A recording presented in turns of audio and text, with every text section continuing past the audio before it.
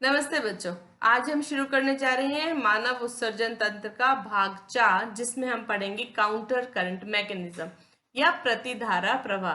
देखो बच्चों, जो आपका आरबीएससी क्लास 12th है उसमें इस टॉपिक को एक डायग्राम बना के समझाया हुआ है। इसकी डिटेल नहीं दे रखी है, लेकिन जो हमारे 11th क्लास के स्टूडेंट्स हैं सीबीएसई 11th, उनमें उनकी बुक में इसकी पूरी डिटेल दे रखी है, इसलिए मैं इस टॉपिक को यहाँ पे कवर कर रही हूँ। तो चलो इसको शुरू करते हैं। सबसे पहले तो मैं आपको इसका शब्द का अर्थ बताती हूँ। प्रति प्रति का अर्थ क्या होता है? विपरीत। और धारा शब्द हम काम में लेते हैं किसी भी बहते हुए तरल के लिए। तो अगर कोई तरल पदार्थ विपरीत दिशा में प्रवाहित हो रहा है तो हम उसको कहते हैं काउंटर करंट, प्रति धारा। और इस प्रतिधारा के कारण हमारे शरीर में एक विशेष प्रकार की मैकेनिज्म चलती है, जिसको काउंटर करंट मैकेनिज्म कहते हैं। इस विधि के द्वारा हमारे शरीर में कंसंट्रेटेड यूरिन, सांद्र यूरिन का निर्माण होता है। और सांद्र यूरिन का निर्माण करना स्तनधारी जंतुओं की एक बहुत ही विशेषता होती है। तो सभी स्तनधारी जंतु जो है उनमें उत्सर्जित यूरिन बहुत सांद्र होता है। और क्यों सांद्र होता है? क्योंकि उनमें ये मैकेनिज्म पाई जाती है। हमारे फिल्ट्रेट जो ग्लोमेरुलस में फिल्टर होके आता है, ये जीएफ, ये शुरू में तो कैसा होता है? बहुत ही डाइल्यूट होता है, तरल होता है।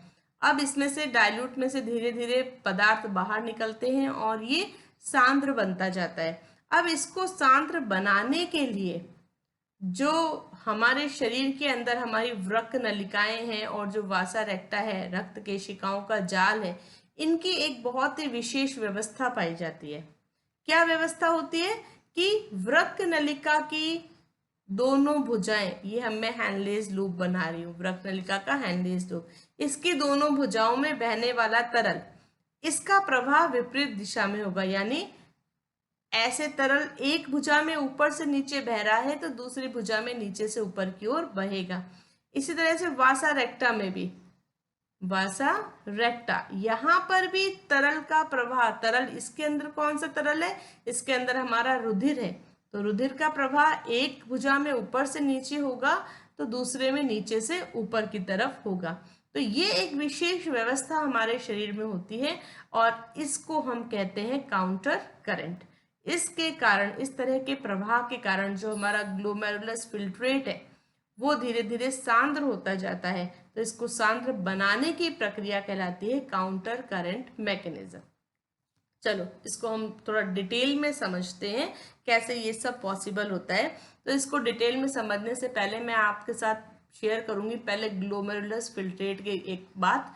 तो ग्लोमेरुलस फिल्ट्रेट जो है, निस्यंदन जो हमें मिला है, वो कैसा है? तनु है, डाइल्यूट है। तनु है तो इसका अर्थ है इसके अंदर क्या क्या चीजें हैं? इसमें पानी है मुख्य विलायक के रूप में, साथ ही साथ इसमें बहुत से तरह के सॉल्यूट्स प्रेजेंट है ना, विलेय पदार्थ इसमें उपस्थित है। ये जो बहुत से तरह के विलेय पदार्थ हैं, हम जानते हैं कि ये कुछ तो हमारे लिए उपयोगी होते हैं और कुछ हमारे शरीर के लिए अनुपयोगी होते हैं। इस अनुपयोगी और उपयोगी वाले पॉइंट को हम पिछले वीडियो लेसन में डिस्कस कर चुके हैं। अभी हमारा यहाँ पे क्या पर्पस है कि ये जो डाइल्यूट फिल्ट्रेट है, इस डाइल्यूट फिल्ट्रेट को हमें सांद्र यूरिन में कन्वर्ट करना है। ठीक है, तो तनु को सांद्र बनाना है तो ये जो पानी की सांद्रता है, पानी की जो मात्रा है, अगर ये कम हो जाए तो ये तनु जो फिल्ट्रेट है वो सांद्र यूरिन में बदल जाएगा। तो काउंटर करंट मैकेनिज्म में क्या क्या काम होते हैं? यहाँ पर पहला काम क्या होता है? पानी की मात्रा कम करना। तो पानी की मात्रा कम कैसे होगी? यानी कि पानी का क्या किया जाएगा? पुनरावशोषण किया जाएगा। ठीक है, तो ये ओवरऑल हमें करना क्या है? ओवरऑल हमें पानी की मात्रा को कम करना है। अब इस पानी की मात्रा को कम करने में कौन कौन हमारी मदद कर रहे हैं, वो पॉइंट्स आप यहाँ पर देखो। तो इस काम को करने में सबसे पहले जो हमारी मदद करता है वो है सांद्रता प्रवणता, कंसंट्रेशन ग्रेडियंट। ठीक है, दूसरी जो चीज हमारी यहाँ मदद करती है वो है सोडियम और क्लोराइड आयंस। और तीसरा जो इस काम में हमारी मदद करता है वो है यूरिया। अब इन तीनों को हम एक डायग्राम बना के डिटेल में समझेंगे। ठीक है, क्या क्या चीजें समझने जा रहे हो आप समझने जा रहे हो सांद्रता प्रवणता क्या है, आप समझने जा रहे हो सोडियम क्लोराइड और यूरिया का क्या रोल है, और पानी का पुनरावशोषण कैसे हो रहा है। ओके, तो चलो मैं एक डायग्राम बना के आपको ये सारे पॉइंट्स क्लियर करूंगी। ये मैंने बनाया अपना वुमेन कैप्सूल, ये पीसीटी, और ये मैं बना रही हूं हैनलेस लूप।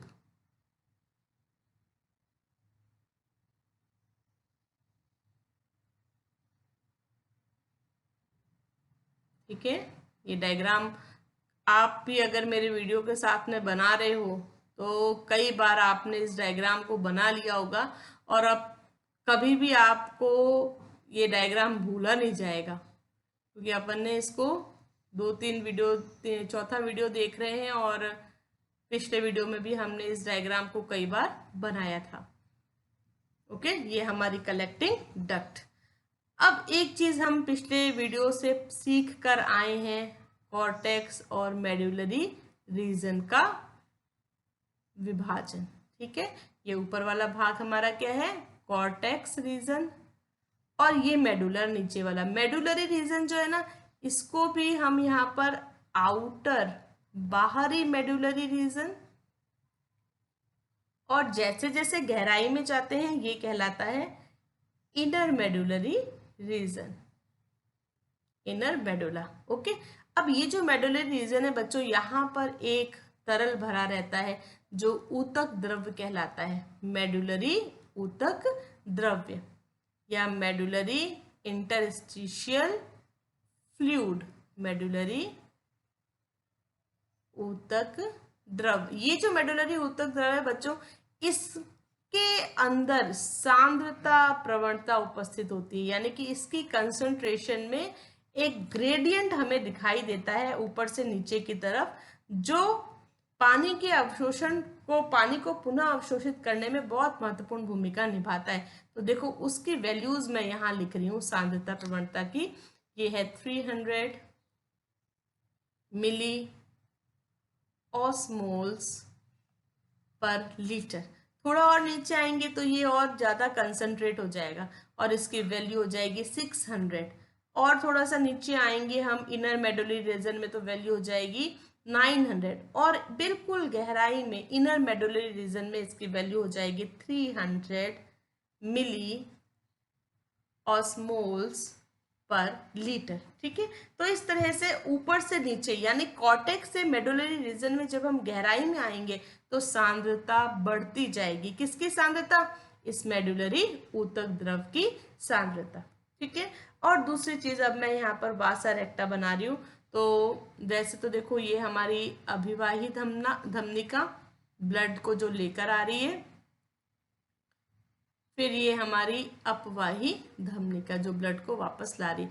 अब देखो ये बहुत पतली होती है, लेकिन आपको थोड़ा सा समझाने के लिए मैं इसको, और ये यहाँ कुंडलित होती है ना पूरे में, पीसीटी, डीसीटी और हैनलेस लूप के चारों ओर ये जाल बनाती है। तो मैं यहाँ आपको समझाने के लिए इसका जाल नहीं बना रही हूँ, और मैं इसको बिल्कुल एक सीधी नली के रूप में प्रदर्शित कर रही हूँ, है ना, ताकि ये आपको थोड़ा सा ढंग से समझ में आ जाए।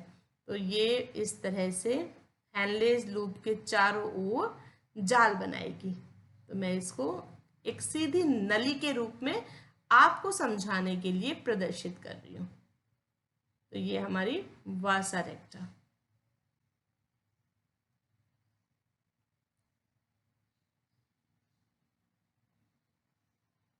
ठीक है, अब हम इस टॉपिक को समझना शुरू करते हैं। सबसे पहली बात हम पढ़ेंगे, यहाँ प्रतिधारा प्रवाह को देखेंगे। प्रतिधारा प्रवाह को देखो, ये हमारा ग्लोमेरुलस फिल्ट्रेट यहाँ पे आ गया छन के। अब इसका प्रवाह कैसा है हैनलेस लूप में, ये देखो ऊपर से नीचे। तो ये है हैनलेस लूप की अवरोही भुजा, और ये है हैनलेस लूप की आरोही भुजा। तो तो ये जो फिल्ट्रेट है ये यहाँ ऐसे ऊपर से नीचे और आरोही भुजा में इस तरह से ऊपर की ओर चढ़ता है। तो पहला पॉइंट प्रतिधारा में आपको क्या लिखना है बच्चों?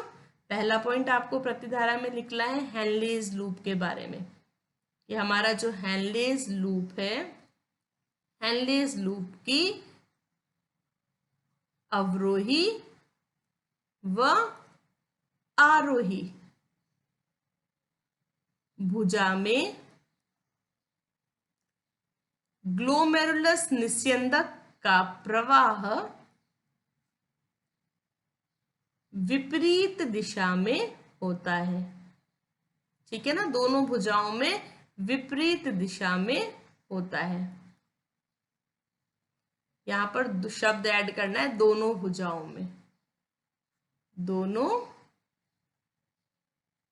भुजाओं में। ठीक है, कौन सी भुजा? आरोही और अवरोही, दोनों भुजाओं में विपरीत दिशा से होता है। ठीक है, अब सेम पॉइंट हमें वासा रेक्टा के लिए देखना है। देखो वासा रेक्टा, ये जो ब्लड केशिका है ये ब्लड को ऐसे लेकर आ रही है, तो ये हो गई इसकी अवरोही भुजा, अवरोही भुजा, और ये हो गई इसकी आरोही भुजा, क्योंकि ये ब्लड यहां से इस तरह से ऊपर चढ़ेगा। क्लियर? तो सेकंड पॉइंट आपको यहां क्या लिखना है? वासा रेक्टा, और पॉइंट सेम हो जाएगा। वासा रेक्टा की अवरोही और आरोही भुजा में ब्लड का प्रवाह दोनों भुजाओं में विपरीत दिशा में होता है। Second point clear? चलो अब हम शुरू करते हैं सोडियम क्लोराइड का खेल देखना। सबसे पहले हम किसका खेल देखेंगे कि सोडियम क्लोराइड का क्या यहाँ पे सीन चल रहा है। तो देखो सोडियम क्लोराइड का क्या होता है बच्चों, जो हमारी आरोही भुजा है, हम पिछले वीडियो लेसन में पढ़कर आए हैं कि यहाँ से सोडियम क्लोराइड जो है आयंस वो बाहर निकलते हैं। तो ये मैंने यहाँ से बाहर निकलते हुए, बाहर निकल के कहाँ जा रहे हैं? इस मेडुलरी ऊतक द्रव में जा रहे हैं। अब क्या होता है बच्चों कि अगर ये सोडियम क्लोराइड ऐसे बाहर निकलते रहे और इस मेडुलरी ऊतक द्रव में इकट्ठा हो जाएंगे तो ये सांद्रता बदल जाएगी, है ना।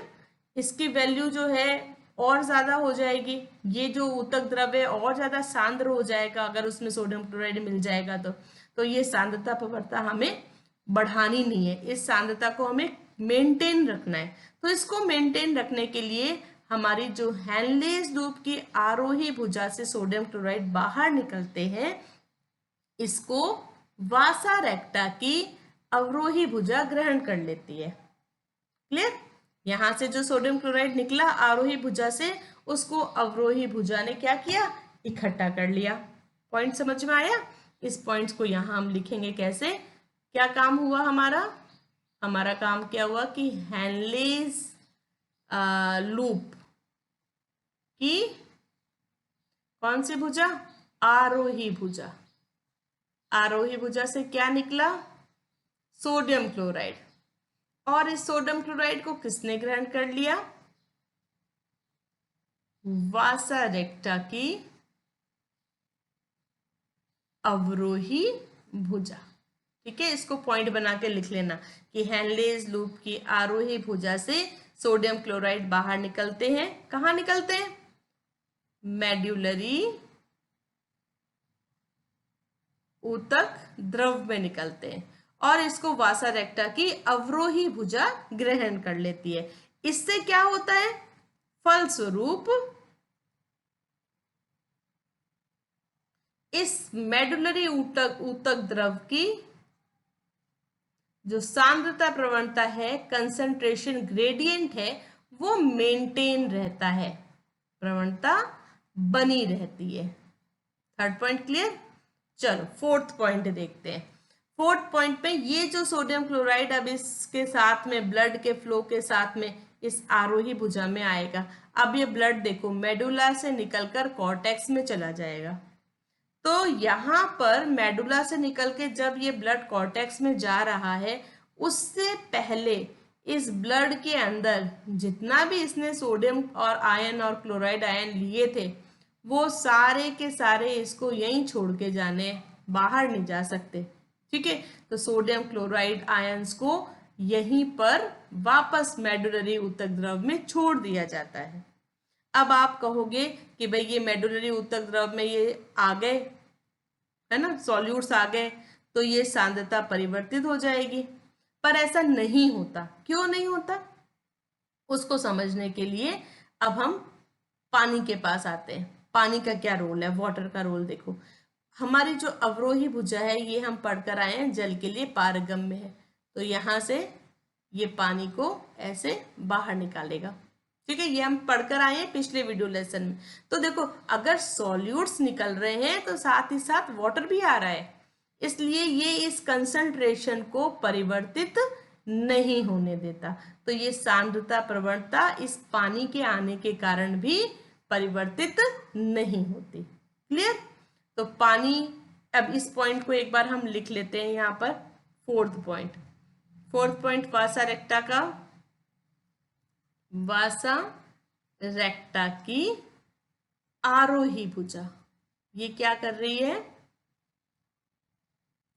NaCl को, सोडियम और क्लोराइड्स को कहाँ छोड़ रही है, वापस मेडुलरी ऊतक द्रव में वापस छोड़ के जा रही है। ओके। पांचवा पॉइंट पानी के लिए। पानी कहाँ से निकल रहा है, H2O कहाँ से निकल रहा है, हमारे हेनलेज लूप की अवरोही भुजा से। तो हेनलेज लूप की अवरोही भुजा से पानी कहाँ निकल के आ गया, मेडुलरी ऊतक द्रव में निकलकर आ रहा है। और उस पानी को फिर कौन अवशोषित करेगा, वापस ब्लड अवशोषित कर लेगा। ठीक है, वासा रेक्टा उस पानी को वापस अवशोषित भी करेगी। तो ये पानी यहाँ निकल गया, तो पानी के निकलने की एक पोजीशन ये हो गई। दूसरी पोजीशन DCT। अच्छा, पानी यहाँ भी बाहर निकलता है ना, PCT में भी। तो DCT में भी अतिरिक्त जो जल की मात्रा होगी ये निकल जाएगी। इसके बाद में ये जो हमारा फिल्ट्रेट है, ये फिल्ट्रेट पहुंचेगा कलेक्टिंग डक्ट में। अब ये कलेक्टिंग डक्ट में जब ऊपर से नीचे इनर मेडुलरी रीजन की तरफ जाएगा, तो इसमें से जो भी अतिरिक्त पानी की मात्रा है वो सारी यहाँ से बाहर निकलती जाएगी। और एक चीज पे बच्चों ध्यान देना, जैसे जैसे हम इनर मेडुलरी रीजन में आ रहे हैं वैसे वैसे देखो कंसंट्रेशन बढ़ रही है। कंसंट्रेशन किसकी, सॉल्यूट की कंसंट्रेशन बढ़ रही है, तो पानी के निकलने की मात्रा भी ज्यादा हो जाती है, यानी कि ज्यादा मात्रा में वाटर इनर मेडुलरी रीजन में बाहर निकलता है। क्लियर। तो पानी बाहर निकल गया, और पानी के बाहर निकलने से जो ये हमारा अब फिल्ट्रेट है, अब ये कहलाता है यूरिन, क्योंकि ये अब बहुत ज्यादा सांद्र हो चुका है और शरीर से उत्सर्जित करने के लिए तैयार है।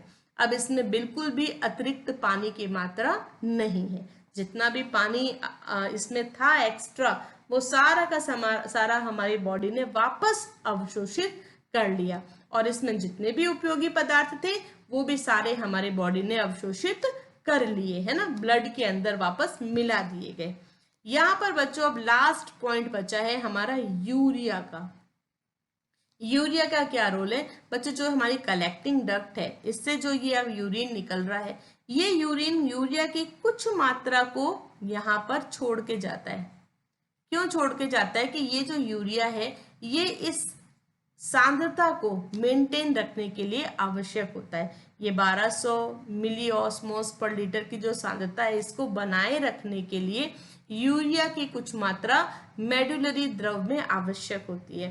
तो इसलिए यूरिया का कुछ भाग मेडुलरी ऊतक द्रव में पुनः अवशोषित कर लिया जाता है। तो इस पॉइंट को भी हम लिख लेते हैं, 6th पॉइंट को, यूरिया की कुछ मात्रा का रीएब्जॉर्प्शन, है ना, पुनरावशोषण कर लिया जाता है। और कहाँ किया जाता है, आंतरिक इनर मेडुलरी रीजन में, आंतरिक जो मेडुलरी रीजन है वहां पर। क्यों किया जाता है, वापस मेडुलरी ऊतक द्रव की सांद्रता को बनाए रखने के लिए। ठीक है, तो बच्चों ये था अपना काउंटर करंट मैकेनिज्म। पॉइंट्स कितने बने अपने, ये देखो सबसे पहला पॉइंट तो हम प्रवाह को बताएंगे, वासा रेक्टा और हेनलेज लूप में विपरीत प्रवाह को। फिर हमारे हेनलेज लूप की जो आरोही भुजा है वहां पर सोडियम क्लोराइड का क्या चल रहा है, सोडियम क्लोराइड बाहर निकल रहा है, उसको कौन ले रहा है, वासा रेक्टा कलेक्ट कर रहा है। और इसके बाद में वासा रेक्टा की आरोही भुजा से ये सोडियम क्लोराइड वापस मेडुलरी ऊतक द्रव में आ जाते हैं। पानी कहाँ से निकल रहा है, तो हेनलेज लूप की अवरोही भुजा, साथ ही साथ डीसीटी, साथ ही साथ हमारी कलेक्टिंग डक्ट या संग्रह नलिका, इन सभी जगहों से पानी की अतिरिक्त मात्रा को देखो पुनः अवशोषित कर लिया जाता है, पुनरावशोषण कर लिया जाता है। और इस तरह से काउंटर करंट मैकेनिज्म से हमारे शरीर के अंदर जो ग्लोमेरुलस फिल्ट्रेट है, इस ग्लोमेरुलस फिल्ट्रेट को सांद्र यूरिन में बदलकर शरीर से बाहर उत्सर्जित किया जाता है। आशा करती हूँ आपको ये समझ में आ गया होगा, और फिर भी कोई प्रॉब्लम हो तो आप कमेंट बॉक्स में क्वेश्चन छोड़ सकते हैं। मिलते हैं नेक्स्ट वीडियो लेसन में।